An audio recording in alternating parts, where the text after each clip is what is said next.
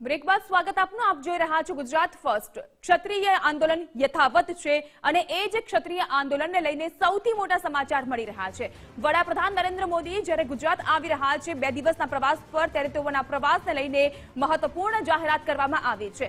સંકલન સમિતિએ પીએમ મોદીનો વિરોધ ન કરવા માટેની અપીલ કરી છે। પીએમ મોદીના સભા અને રેલીથી દૂર રહેવા માટે ક્ષત્રિયોને અપીલ કરવામાં આવી છે। એટલે કે સભામાંથી દૂર રહેવાનું છે અને જે રેલી હોય છે તેનાથી દૂર રહેવાનું છે, પરંતુ વિરોધ નથી કરવાનો।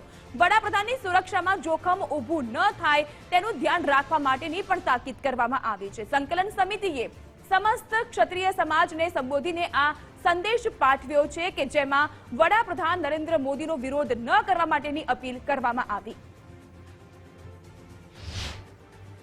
પણ અમારી રણનીતિનો એક ભાગ હતો કે ભાઈ જે લડાઈ ચાલતી હોય લડાઈ પણ આપણને શોભે એવી હોવી જોઈએ।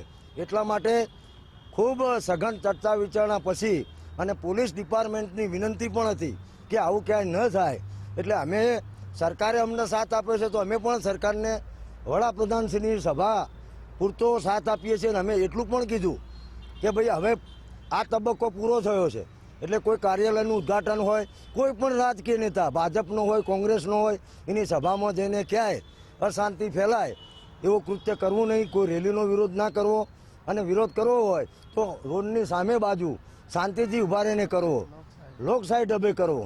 એટલે વડાપ્રધાન શ્રી પૂરતો અમે પત્ર લખેલો છે।